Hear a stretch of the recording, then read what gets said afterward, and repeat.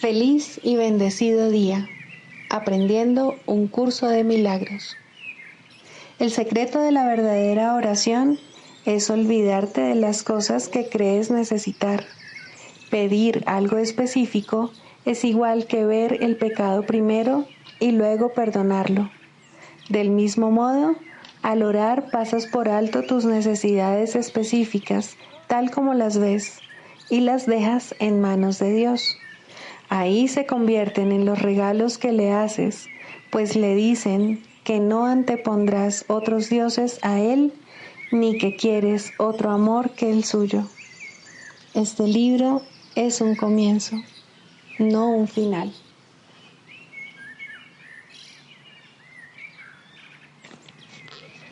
La visión de Cristo es el don del Espíritu Santo, la alternativa que Dios nos ha dado contra la ilusión de la separación y la creencia en la realidad del pecado, la culpabilidad y la muerte. Es la única corrección para todos los errores de percepción, la reconciliación de los aparentes opuestos en los que se basa este mundo. Su benévola luz muestra todas las cosas desde otro punto de vista, reflejando el sistema de pensamiento que resulta del conocimiento y haciendo que el retorno a Dios no solo sea posible, sino inevitable.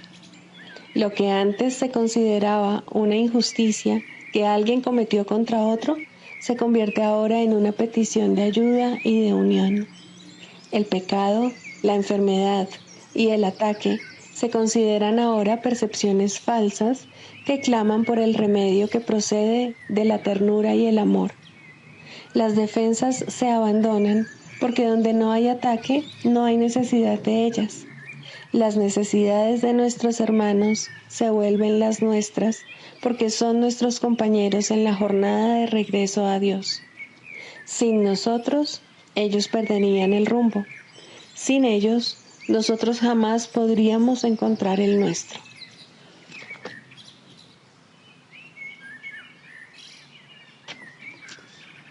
Introducción. Este es un curso de milagros. Es un curso obligatorio. Solo el momento en que decides tomarlo es voluntario. Tener libre albedrío no quiere decir que tú mismo puedas establecer el plan de estudios. Significa únicamente que puedes elegir lo que quieres aprender en cualquier momento dado. Este curso no pretende enseñar el significado del amor, pues eso está más allá de lo que se puede enseñar. Pretende, no obstante, despejar los obstáculos que impiden experimentar la presencia del amor, el cual es tu herencia natural. Lo opuesto al amor es el miedo, pero aquello que todo lo abarca no puede tener opuestos. Este curso puede, por lo tanto, resumirse muy simplemente de la siguiente manera. Nada real puede ser amenazado. Nada irreal existe. En esto radica la paz de Dios.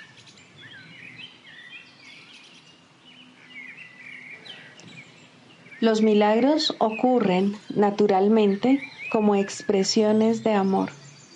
El verdadero milagro es el amor que los inspira. En este sentido, todo lo que procede del amor es un milagro.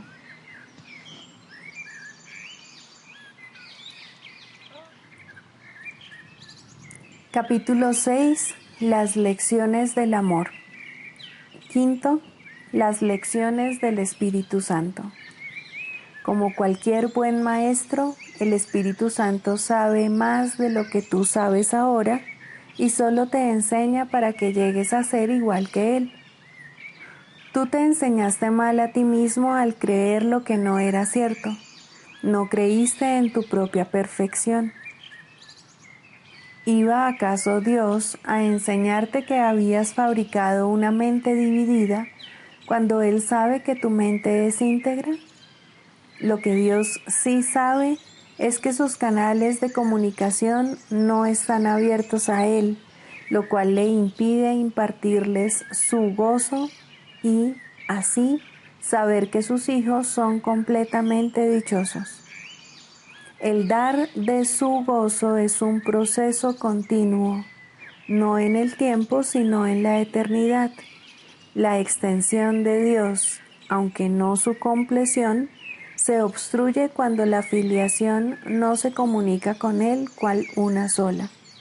Así que Dios pensó, mis hijos duermen y hay que despertarlos.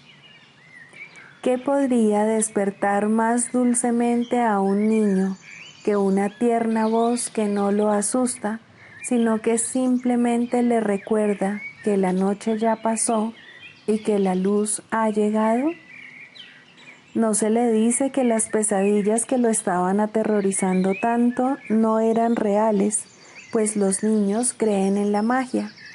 Simplemente se le asegura que ahora está a salvo. Más tarde se le enseña a distinguir la diferencia entre estar dormido y estar despierto, para que entienda que no tiene que tener miedo de los sueños.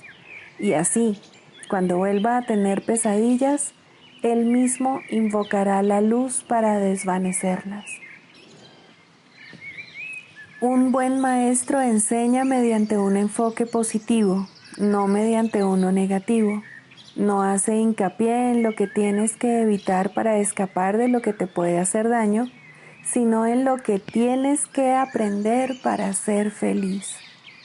Piensa en el miedo y en la confusión que un niño experimentaría si le dijeran: no hagas eso porque es muy peligroso y te puede hacer daño, pero si haces esto otro no te harás daño, estarás a salvo y no tendrás miedo.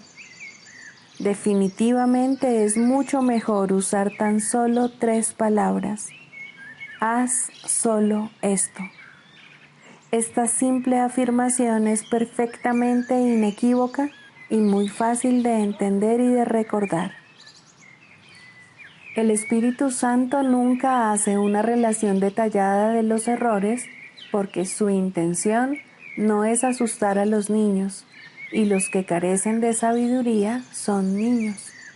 Siempre responde, no obstante, a su llamada, y el hecho de que ellos puedan contar con él los hace sentirse más seguros.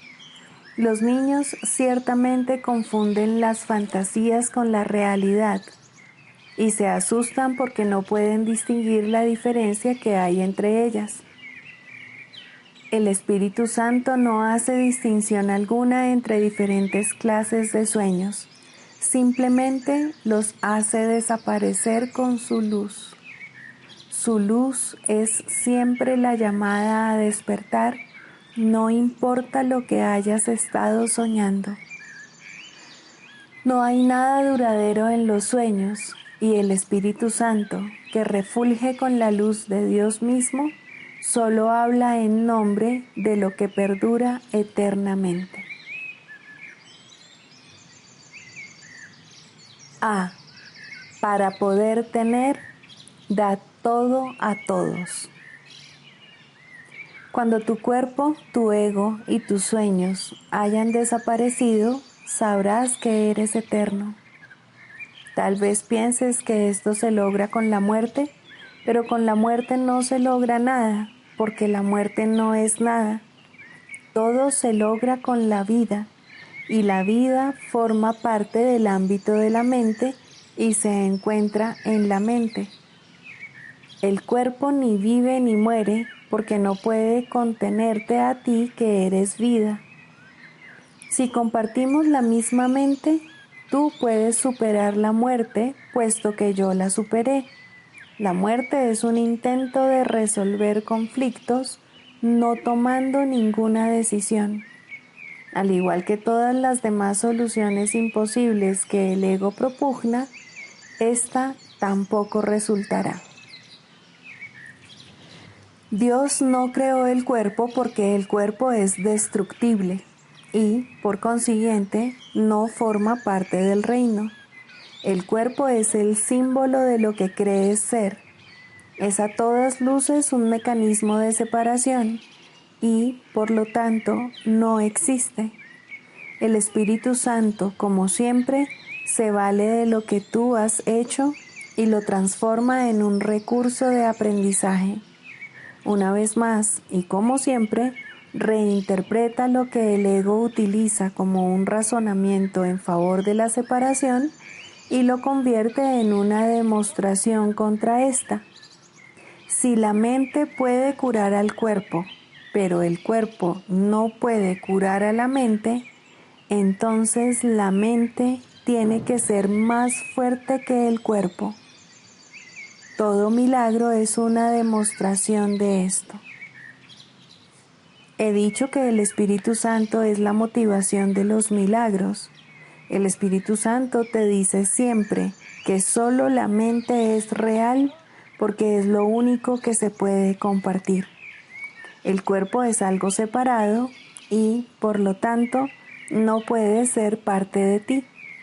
Ser de una sola mente tiene sentido, pero ser de un solo cuerpo no tiene ningún sentido. De acuerdo con las leyes de la mente, pues el cuerpo no tiene ningún sentido. Para el Espíritu Santo no hay grados de dificultad en los milagros. A estas alturas, esto debería resultarte ya bastante familiar, aunque no es algo que todavía estés dispuesto a creer. Por lo tanto, ni lo entiendes ni puedes hacer uso de ello. Es mucho lo que todavía nos queda por hacer en favor del reino, como para pasar por alto este concepto tan crucial. Es realmente una de las piedras angulares del sistema de pensamiento que enseño y que quiero que tú enseñes. No puedes obrar milagros sin creer en él, ya que es una creencia en la perfecta igualdad. El único regalo idéntico que se le puede ofrecer a los hijos idénticos de Dios es apreciarlos completamente, ni más ni menos. Sin una gama variable, la idea de grados de dificultad carece de sentido y no debe haber gama alguna en lo que le ofreces a tu hermano. El Espíritu Santo, que nos conduce a Dios, transforma la comunicación en el estado de ser de la misma manera en que en última instancia transforma la percepción en conocimiento. No pierdes lo que comunicas. El ego se vale del cuerpo para atacar, para obtener placer y para vanagloriarse. La locura de esta percepción la convierte en algo verdaderamente temible. El Espíritu Santo ve el cuerpo solamente como un medio de comunicación, y puesto que comunicar es compartir, comunicar se vuelve un acto de comunión. Tal vez creas que el miedo, al igual que el amor, se puede comunicar y que, por lo tanto, se puede compartir. Sin embargo, esto no es tan real como pueda parecer a primera vista. Los que comunican miedo están fomentando el ataque, y el ataque siempre interrumpe en la comunicación, haciendo que ésta sea imposible. Es verdad que los egos se unen en alianzas temporales, pero siempre para ver qué es lo que cada uno puede obtener para sí mismo. El Espíritu Santo comunica únicamente lo que cada uno puede darle a todos. Nunca te quita nada que te haya dado, pues su deseo es que te quedes con ello. Sus enseñanzas, por lo tanto, comienzan con esta lección. Para poder tener, da todo a todos. Este es un paso preliminar básico y el único que tienes que dar por tu cuenta. Ni siquiera es necesario que tú mismo lo completes, pero sí es necesario que te encamines en esa dirección. Cuando decides ir en esa dirección, te pones a ti mismo a cargo del viaje, función que a ti y solo a ti te corresponde desempeñar.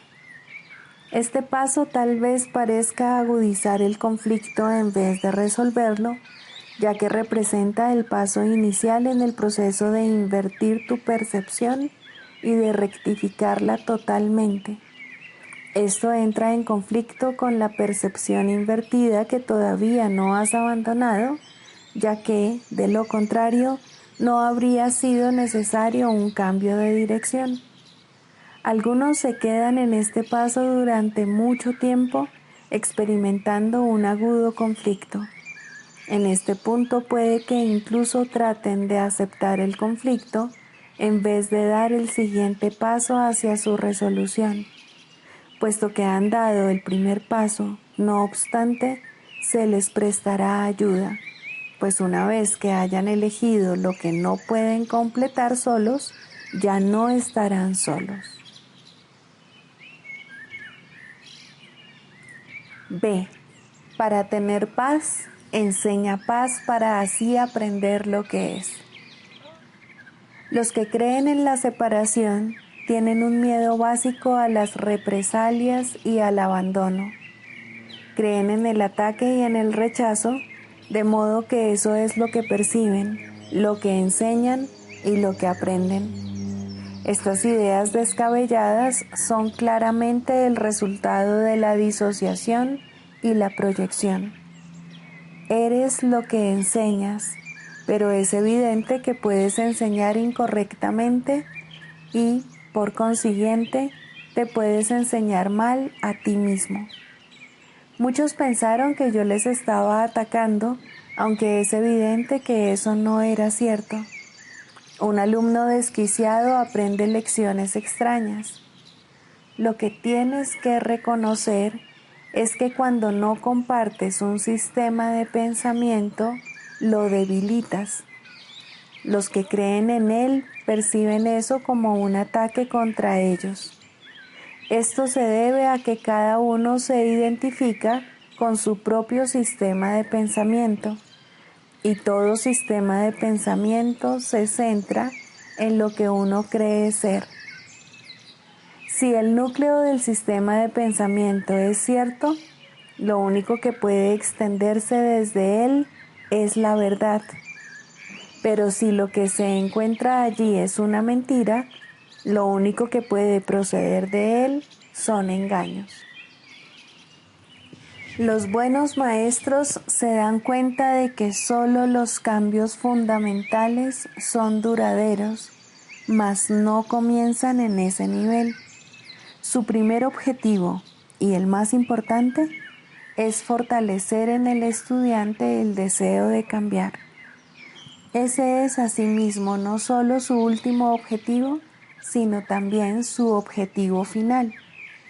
Lo único que el maestro tiene que hacer para garantizar el cambio es estimular en el alumno su deseo de cambiar. Cambiar de motivación es cambiar de mentalidad, y esto inevitablemente produce un cambio fundamental, ya que la mente es fundamental.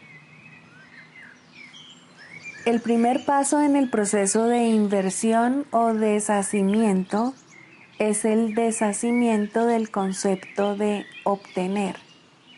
La primera lección del Espíritu Santo es, por consiguiente, para poder tener, da todo a todos. Dije que es posible que esto agudice el conflicto temporalmente, y ahora podemos aclarar este punto aún más. A estas alturas todavía no percibes la igualdad que existe entre tener y ser. Hasta que no la percibas, tener te parecerá lo opuesto a dar. La primera lección, por consiguiente, parece encerrar una contradicción, puesto que la está aprendiendo una mente que está en conflicto. Esto quiere decir que hay deseos conflictivos y, así, la lección no puede aprenderse de manera consistente todavía. Lo que es más, la mente del alumno proyecta su propio conflicto y, por lo tanto, no percibe consistencia en las mentes de los demás, lo cual le hace sospechar de la motivación de estos. Esa es la verdadera razón de que, desde cualquier punto de vista, la primera lección sea la más difícil de aprender. puesto que aún eres extremadamente consciente del ego en ti mismo y respondes principalmente al ego de los demás, se te está enseñando a que reacciones ante ambos, como si lo que realmente crees no fuese verdad. El ego, operando a la inversa, como de costumbre, percibe la primera lección como algo demente. De hecho, esa es su única alternativa, pues la otra posibilidad, que sería mucho menos aceptable para él, es obviamente que él es el que es demente. En esto, como en todo, los juicios del ego están predeterminados por lo que él es. El cambio fundamental tendrá lugar cuando el pensador cambie de mentalidad. Mientras tanto, la progresiva claridad de la voz del Espíritu Santo hace que sea imposible que el alumno no la oiga. Por algún tiempo, pues, recibirá mensajes conflictivos y aceptará los dos. La manera de escapar del conflicto que surge de dos sistemas de pensamiento que se oponen entre sí consiste claramente en escoger uno y abandonar el otro. Si te identificas con tu sistema de pensamiento, lo cual es inevitable, y aceptas dos sistemas de pensamiento que están en total desacuerdo, es imposible gozar de paz mental. Si enseñas ambos sistemas, que es lo que probablemente harás mientras los aceptes a los dos, estarás enseñando conflicto y también aprendiéndolo. Sin embargo, tú deseas la paz, pues de lo contrario, no habrías invocado a la voz de la paz para que te ayudase. Su lección no es demente, pero el conflicto sí. Entre la cordura y la demencia no puede haber conflicto. Solo una de ellas es verdad y, por lo tanto, solo una de ellas es real. El ego trata de persuadirte de que es a ti a quien le corresponde decidir cuál de ellas es verdad. Mas el Espíritu Santo te enseña que la verdad fue creada por Dios y tu decisión no puede alterarla en absoluto. A medida que empieces a comprender el sereno poder de la voz del Espíritu Santo y su perfecta consistencia, tu mente se dará cuenta de que estás tratando de revocar una decisión que se tomó irrevocablemente por ti. Por eso sugerí anteriormente que te recuerdes a ti mismo permitir que el Espíritu Santo decida en favor de Dios por ti. No se te pide que tomes decisiones descabelladas, aunque tal vez pienses que eso es lo que se te está pidiendo. Sin embargo, creer que es a ti a quien le corresponde decidir lo que son las creaciones de Dios no puede sino ser una locura. El Espíritu Santo percibe el conflicto exactamente como es. Por consiguiente, su segunda lección reza así: para tener paz, enseña paz para así poder aprender lo que es. Este es todavía un paso preliminar, puesto que aún no has equiparado tener con ser. Es, no obstante, un paso más avanzado que el primero, que en realidad no es sino el comienzo del proceso de inversión del pensamiento. El segundo paso es una afirmación categórica de lo que deseas. Es, pues, un paso encaminado a liberarte del conflicto, ya que significa que se han considerado las alternativas y se ha elegido la más deseable. Con todo, la expresión más deseable aún implica que lo deseable tiene diferentes grados. Por lo tanto, Aunque este paso es esencial para poder tomar la decisión fundamental, no es obviamente el último. No se ha aceptado todavía la falta de grados de dificultad en los milagros, porque nada que se desee completamente puede ser difícil. Desear completamente es crear, y crear no puede ser difícil si se tiene en cuenta que Dios mismo te creó para que fueses un creador. El segundo paso, por lo tanto, es todavía perceptivo, si bien es un paso gigantesco hacia la percepción unificada que refleja el conocimiento de Dios. Al dar este paso y seguir en esa dirección, estarás avanzando hacia el centro de tu sistema de pensamiento, donde tendrá lugar el cambio fundamental. En el segundo paso, el progreso es intermitente, pero el segundo paso es más fácil que el primero porque es el que le sigue. Darse cuenta de que este paso no puede sino seguir al primero es señal de una creciente conciencia de que el Espíritu Santo te guiará en tu camino. C. Mantente alerta solo en favor de Dios y de su reino. Hemos dicho anteriormente que el Espíritu Santo evalúa y tiene que hacerlo. El Espíritu Santo separa lo verdadero de lo falso en tu mente y te enseña a juzgar cada pensamiento que dejas que se adentre en ella a la luz de lo que Dios puso allí.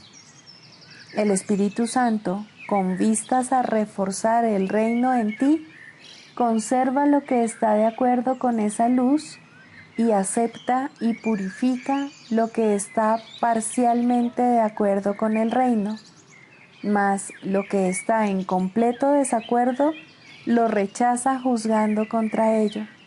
Así es como Él mantiene la perfecta consistencia del reino y su perfecta unificación. Recuerda, no obstante, que lo que el Espíritu Santo rechaza, el ego lo acepta. Ello se debe a que ambos están en completo desacuerdo en relación con todo, dado que están en completo desacuerdo con respecto a lo que tú eres.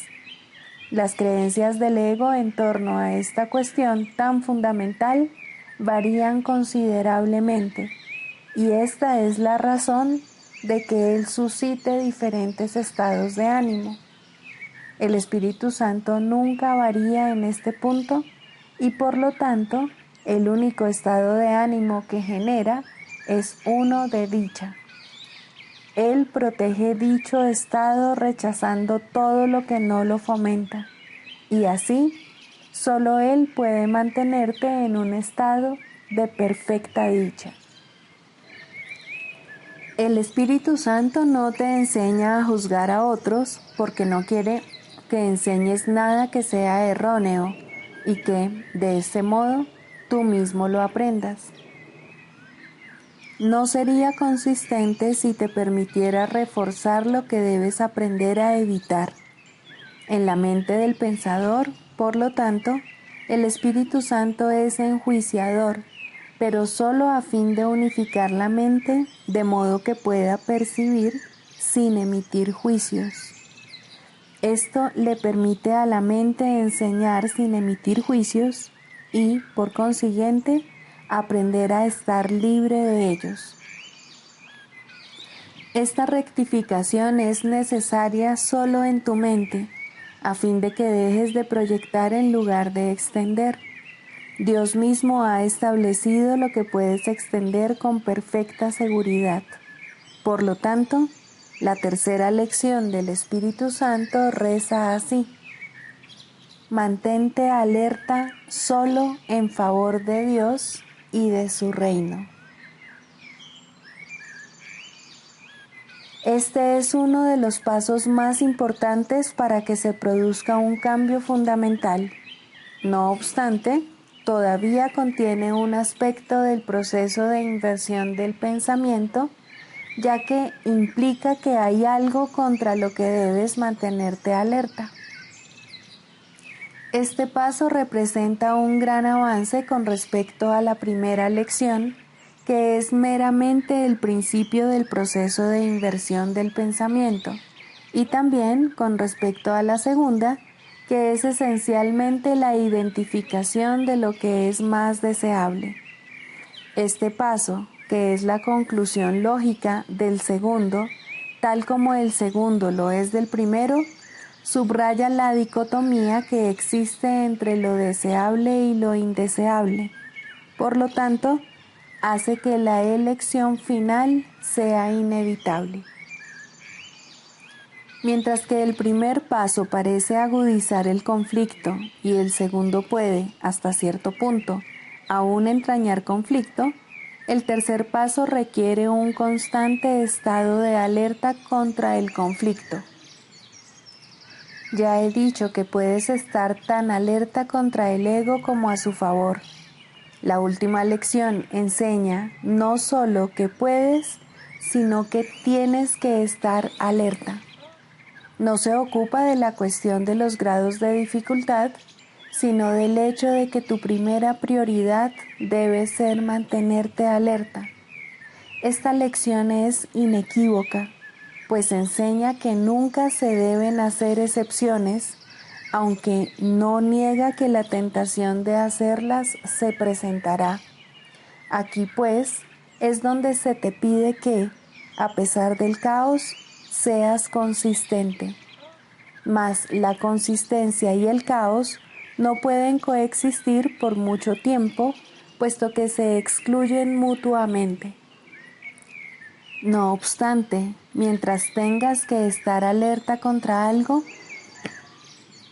no estarás reconociendo esta mutua exclusión y seguirás creyendo que puedes elegir la consistencia o el caos. Al enseñarte cuál debes elegir, el Espíritu Santo acabará por enseñarte que no tienes que elegir en absoluto. Esto finalmente liberará a tu mente de tener que elegir y la encaminará hacia la creación dentro del reino. Elegir a través del Espíritu Santo te conducirá al reino. Creas mediante tu verdadero ser, pero tienes que aprender a recordar lo que eres.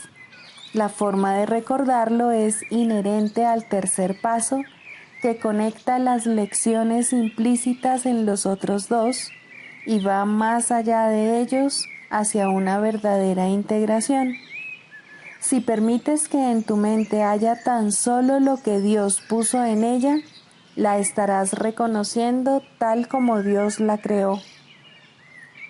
Por lo tanto, la estarás aceptando tal como es. Puesto que tu mente es íntegra, estarás enseñando paz porque creerás en ella. Dios será, de todos modos, el que dará el paso final por ti, pero cuando llegues al tercer paso, el Espíritu Santo ya te habrá preparado para Dios. Te está preparando para la conversión de tener a ser en virtud de la naturaleza misma de los pasos que tienes que dar con Él. Aprendes primero que tener se basa en dar y no en obtener. Luego aprendes que aprendes lo que enseñas y que quieres aprender a estar en paz. Esta es la condición necesaria para poder identificarte con el reino, puesto que es la condición del reino. Has creído estar fuera del reino y, como consecuencia de ello, te has excluido a ti mismo de él en tu pensamiento. Es esencial, por lo tanto, enseñarte que no puedes sino estar incluido en el reino y que lo único que debes excluir es la creencia de que no estás incluido en él. El tercer paso, por consiguiente, es un paso de protección para tu mente, pues te permite identificarte solo con el centro donde Dios erigió el altar a sí mismo. Los altares son creencias, pero Dios y sus creaciones están más allá de toda creencia, ya que están más allá de cualquier duda. La voz que habla en favor de Dios lo hace únicamente en nombre de las creencias que están más allá de toda duda, lo cual te prepara para llegar a estar libre de dudas mientras tu creencia en Dios y su reino se vea asaltada por cualquier duda. Lo que Él ha logrado perfectamente no será evidente para ti. Por eso es por lo que debes mantenerte alerta en favor de Dios. El ego habla contra su creación y por lo tanto engendra dudas. No podrás ir más allá de las creencias hasta que no creas plenamente. Enseñar a toda la filiación sin hacer excepciones demuestra que percibes su plenitud y que has aprendido que es una. Ahora tienes que estar alerta para mantener su unicidad en tu mente, porque si dejas que te asalte la duda, perderás la conciencia de su plenitud y serás incapaz de enseñarla. La plenitud del reino no depende de tu percepción, pero tu conciencia de su plenitud sí. Solo tu conciencia necesita proyección, puesto que el estado de ser no puede ser atacado. No obstante, no podrás experimentar una auténtica sensación de que existes mientras sigas teniendo dudas con respecto a lo que eres. Por eso es por lo que es esencial que te mantengas alerta. No permitas que entre en tu mente ninguna duda acerca de tu existencia o, de lo contrario, no podrás saber con certeza lo que eres. La certeza es el regalo que Dios te hace. La verdad no requiere vigilancia, pero las ilusiones sí. La verdad está exenta de ilusiones y por lo tanto mora dentro del reino. Todo lo que está fuera del reino es ilusorio. Cuando desechaste la verdad, te percibiste a ti mismo como desprovisto de ella. Al concebir otro reino al que atribuiste valor, no mantuviste en tu mente solo el reino de Dios y, de esta manera, excluiste parte de tu mente de Él. Lo que inventaste ha aprisionado tu voluntad y ha hecho enfermar a tu mente, que ahora tiene que ser sanada. Mantenerse alerta contra esta enfermedad es la manera de sanarla. Una vez que tu mente haya sanado, irradiará salud y de este modo enseñará lo que es la curación. Esto te consagrará como un maestro que enseña lo mismo que yo. Yo tuve que mantenerme tan alerta como tú tienes que hacerlo ahora, y aquellos que eligen enseñar lo mismo tienen que estar de acuerdo con respecto a lo que creen. El tercer paso, por lo tanto, es una afirmación de lo que quieres creer y requiere que estés dispuesto a abandonar todo lo demás. Si sigues al Espíritu Santo, Él te capacitará para que des este paso. Tu vigilancia es señal de que quieres que Él te guíe. La vigilancia requiere esfuerzo, pero solo hasta que aprendas que el esfuerzo en sí es innecesario. Has realizado enormes esfuerzos por conservar lo que inventaste porque no es verdad. Por lo tanto, ahora tienes que canalizar todos tus esfuerzos contra ello. Solo esto puede eliminar la necesidad de tener que esforzarte e invocar al ser que tienes y que eres. Este reconocimiento no requiere ningún esfuerzo por tu parte, puesto que ya es verdad, ni tampoco necesita protección. descansa en la perfecta seguridad de Dios. Por lo tanto, la inclusión es total y la creación no tiene límites.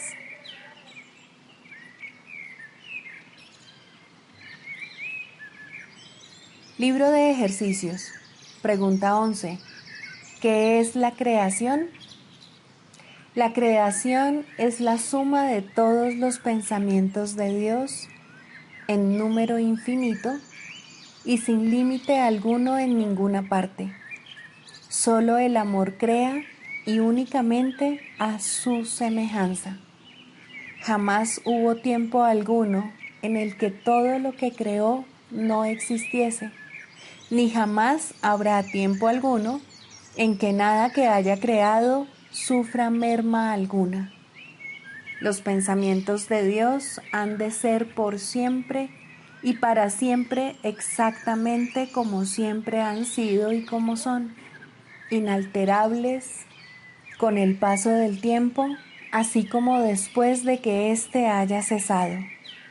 Los pensamientos de Dios poseen todo el poder de su Creador, pues Él quiere incrementar el amor extendiéndolo, y así su Hijo participa en la creación y, por lo tanto, no puede sino compartir con su Padre el poder de crear. Lo que Dios ha dispuesto que sea uno eternamente, lo seguirá siendo cuando el tiempo se acabe, y no cambiará a través del tiempo, sino que seguirá siendo tal como era antes de que surgiera la idea del tiempo. La creación es lo opuesto a todas las ilusiones porque es la verdad. La creación es el Santo Hijo de Dios, pues en la creación su voluntad es plena con respecto a todo, al hacer que cada parte contenga la totalidad. La inviolabilidad de su unicidad está garantizada para siempre, perennemente a salvo dentro de su santa voluntad y más allá de cualquier posibilidad de daño, separación, imperfección o de nada que pueda mancillar en modo alguno su impecabilidad. Nosotros, los hijos de Dios, somos la creación. Parecemos estar separados y no ser conscientes de nuestra eterna unidad con Él. Sin embargo, tras todas nuestras dudas y más allá de todos nuestros temores, todavía hay certeza, pues el amor jamás abandona sus pensamientos y ellos comparten su certeza. El recuerdo de Dios se encuentra en nuestras mentes santas, que son conscientes de su unicidad y de su unión con su Creador. Que nuestra función sea únicamente permitir el retorno de este recuerdo y que su voluntad se haga en la tierra, así como que se nos restituya nuestra cordura y ser solamente tal como Dios nos creó. Nuestro Padre nos llama, oímos su voz y perdonamos a la creación en nombre de su Creador, la santidad misma, cuya santidad su creación comparte con Él, cuya santidad sigue siendo todavía parte de nosotros.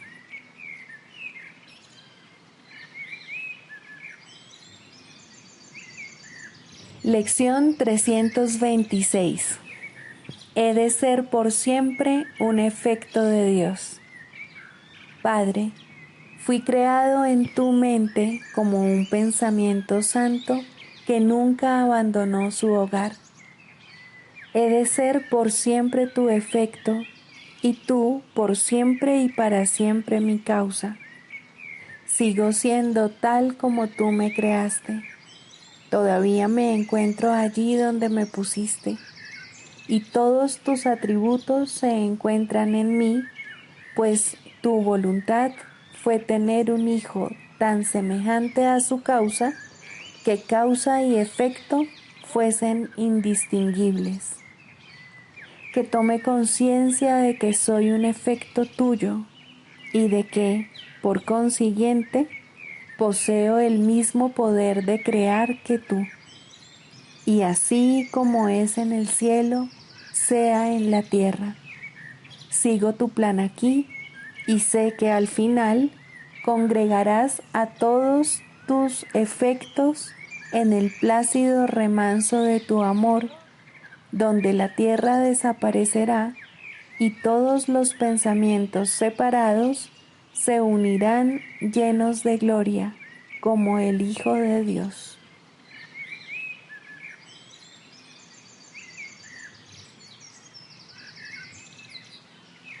Veamos hoy la tierra desaparecer, al principio transformada y después, una vez que haya sido perdonada, veámosla desvanecerse completamente en la santa voluntad de Dios.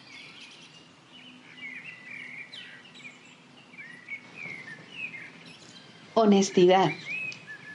Todas las demás características de los maestros de Dios se basan en la confianza. Una vez que ésta se ha alcanzado, las otras se suceden naturalmente. Solo los que tienen confianza pueden permitirse ser honestos, pues solo ellos pueden ver el valor de la honestidad. La honestidad no se limita únicamente a lo que dices. El verdadero significado del término es congruencia. Nada de lo que dices está en contradicción con lo que piensas o haces. Ningún pensamiento se opone a otro. Ningún acto contradice tu palabra, ni ninguna palabra está en desacuerdo con otra. Así son los verdaderamente honestos. No están en conflicto consigo mismos a ningún nivel. Por lo tanto, les es imposible estar en conflicto con nada o con nadie. La paz que experimentan los maestros de Dios avanzados se debe en gran medida a su perfecta honestidad.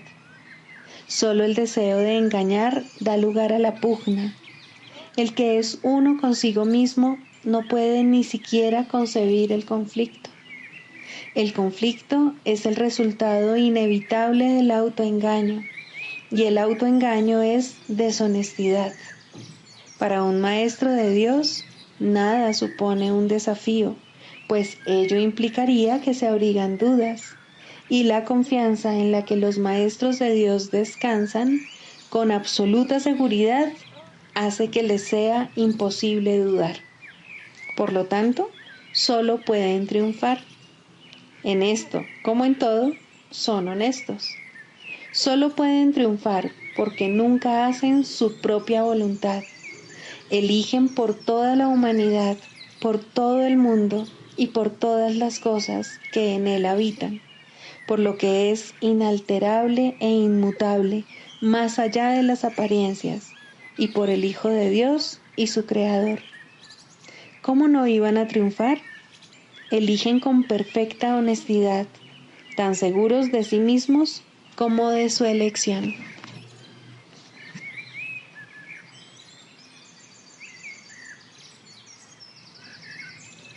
¿Qué relación existe entre la curación y la expiación? La curación y la expiación no están relacionadas, son lo mismo. No hay grados de dificultad en los milagros porque no hay grados de expiación. Este es el único concepto total que es posible en este mundo porque es la fuente de una percepción completamente unificada. La idea de una expiación parcial no tiene sentido, del mismo modo como es imposible que haya ciertas áreas en el cielo reservadas para el infierno. Acepta la expiación y te curarás. La expiación es la palabra de Dios. Acepta su palabra y ya no quedará nada que pueda dar lugar a la enfermedad. Acepta su palabra y todo milagro se habrá realizado. Perdonar es curar. El Maestro de Dios ha decidido que aceptar la expiación para sí mismo es su única función. ¿Qué puede haber entonces que Él no pueda curar? ¿Qué milagro se le podría negar? El progreso del Maestro de Dios puede ser lento o rápido, dependiendo de si reconoce la naturaleza inclusiva de la expiación o de si, por algún tiempo, excluye de ella ciertas áreas problemáticas. En algunos casos se alcanza una súbita y total conciencia de cuán perfectamente aplicable es la lección de la expiación a todas las situaciones, mas esos casos son relativamente raros. El Maestro de Dios puede haber aceptado la función que Dios le ha encomendado mucho antes de haber comprendido todo lo que esa aceptación le aportaría. Solo el final es seguro. En cualquier momento a lo largo de su camino puede alcanzar el entendimiento necesario de lo que significa la total inclusión. Si el camino le parece largo, que no se desanime. Ya ha decidido qué rumbo quiere tomar. Eso fue lo único que se le pidió, y habiendo cumplido con lo requerido, ¿le negaría a Dios lo demás? Para que el Maestro de Dios progrese, necesita comprender que perdonar es curar. La idea de que el cuerpo puede enfermar es uno de los conceptos fundamentales del sistema de pensamiento del ego. Dicho pensamiento le otorga autonomía al cuerpo, lo separa de la mente y mantiene intacta la idea del ataque. Si el cuerpo pudiese enfermar, la expiación sería imposible. Un cuerpo que pudiese ordenarle a la mente hacer lo que a él le place, podría sencillamente ocupar el lugar de Dios y probar que la salvación es imposible. ¿Qué quedaría entonces que necesitase curación? Pues el cuerpo se habría enseñoreado de la mente. ¿Cómo podría entonces devolvérsele la mente al Espíritu Santo sin destruir el cuerpo? ¿Y quién querría la salvación a este precio? Ciertamente no parece que la enfermedad sea una decisión, ni nadie cree realmente que lo que quiere es estar enfermo. Tal vez pueda aceptar la idea en teoría, pero rara vez la aplica de manera consistente a todas las clases de enfermedad que percibe en sí mismo o en los demás. No es tampoco en este nivel donde el Maestro de Dios invoca el milagro de la curación. Él mira más allá de la mente y del cuerpo y ve únicamente la faz de Cristo resplandeciendo ante él, corrigiendo todos los errores y sanando toda percepción. La curación es el resultado del reconocimiento por parte del Maestro de Dios de quién es el que necesita ser curado. Este reconocimiento es aplicable solo a algunas cosas. Es verdad con respecto a todas las cosas que Dios creó. En dicho reconocimiento se subsanan todas las ilusiones. Cuando un maestro de Dios no puede curar, es porque se ha olvidado de quién es. De esta forma, la enfermedad de otro pasa a ser suya. Al permitir que esto suceda, se identifica con el ego del otro y por lo tanto confunde a éste con un cuerpo. Al hacer eso, se niega a aceptar la expiación para sí mismo y es imposible que pueda ofrecérsela a su hermano en el nombre de Cristo. De hecho, será incapaz de reconocer a su hermano en absoluto, pues su padre no creó cuerpos y por consiguiente solo estará viendo en su hermano lo irreal. Un error no puede corregir otro error y una percepción distorsionada no cura. Hazte a un lado, Maestro de Dios. Has estado equivocado. No señales el camino, pues has perdido el rumbo. Dirígete de inmediato a tu Maestro y deja que Él te cure. La ofrenda de la expiación es universal. Es aplicable por igual a todo el mundo y en cualquier circunstancia. En ella reside el poder de curar a cualquier persona de cualquier clase de enfermedad. No creer esto es ser injusto con Dios y por ende serle infiel. El que está enfermo se percibe a sí mismo como separado de Dios. ¿Quieres verle tú, además, separado de ti? Tu tarea es sanar la sensación de separación que le hizo enfermar. Tu función es reconocer por él que lo que cree acerca de sí mismo no es verdad. Tu perdón debe mostrarle eso. Curar es muy simple. La expiación se recibe y se ofrece. Habiéndose recibido, tiene que haberse aceptado. Es en el recibir, pues, donde yace la curación. Todo lo demás se deriva de este único propósito. ¿Quién podría limitar el poder de Dios?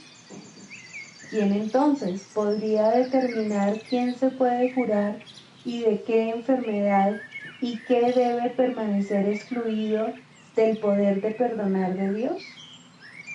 Esto ciertamente sería una locura. La función de los maestros de Dios no es imponer límites al Padre, ya que no es su función juzgar a su Hijo, y juzgar al Hijo es limitar a su Padre. Ambas cosas están igualmente desprovistas de sentido. Sin embargo, esto no se comprenderá hasta que el Maestro de Dios reconozca que juzgar y limitar no son sino un mismo error. Con esto recibe la expiación, pues deja de juzgar al Hijo de Dios y lo acepta tal como el Padre lo creó. Ya no se encuentra separado de Dios, dictando dónde se debe administrar la curación y dónde debe negarse. Ahora, Él puede decir con Dios: este es mi Hijo amado, que fue creado perfecto y que permanecerá así eternamente.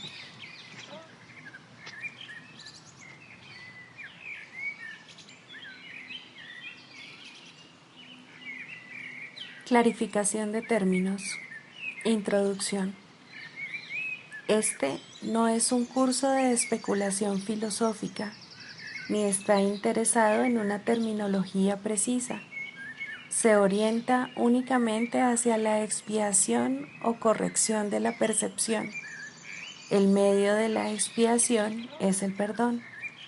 La estructura de la conciencia individual es esencialmente irrelevante, puesto que es un concepto que representa el error original o pecado original. Estudiar el error en sí no conduce a la corrección, si es que en efecto quieres tener éxito en poder pasarlo por alto. Y es precisamente este proceso de pasar por alto lo que el curso se propone enseñar.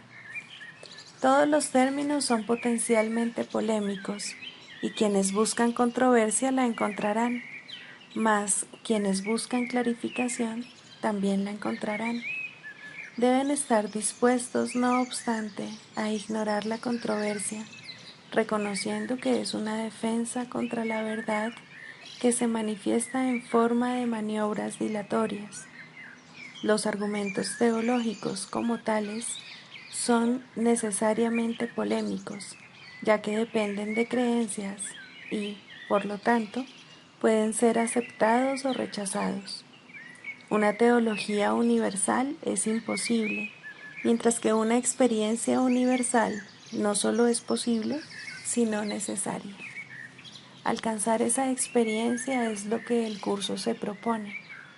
Solo cuando ésta se alcanza es posible la consistencia, porque solo entonces se acaba la incertidumbre. Este curso opera dentro del marco de referencia del ego, pues ahí es donde se necesita. No se ocupa de lo que está más allá de todo error, ya que está planeado únicamente para fijar el rumbo en dirección a ello. Por lo tanto, se vale de palabras, las cuales son simbólicas y no pueden expresar lo que se encuentra más allá de todo símbolo. El ego es el único que pregunta, puesto que es el único que duda. El curso simplemente ofrece otra respuesta, una vez que se ha planteado una pregunta. Dicha respuesta, no obstante, no recurre a la inventiva o al ingenio. Estos son atributos del ego. El curso es simple, tiene una sola función y una sola meta. Solo en eso es totalmente consistente, pues solo eso puede ser consistente. El ego exigirá muchas respuestas que este curso no provee. El curso no reconoce como preguntas aquellas que solo tienen la apariencia de preguntas, pero que son imposibles de contestar. El ego puede preguntar ¿cómo sucedió lo imposible? ¿A qué le ocurrió lo imposible? Y lo puede preguntar de muchas maneras, mas no hay una respuesta para ello, solo una experiencia. Busca solo esta y no permitas que la teología te retrase. Notarás que el énfasis que el curso pone en las cuestiones estructurales es muy breve y solo tiene lugar al principio. Dicho énfasis desaparece muy pronto para dar paso a la enseñanza central. Sin embargo, puesto que has pedido aclaraciones, a continuación se ofrecen unas cuantas para algunos de los términos utilizados.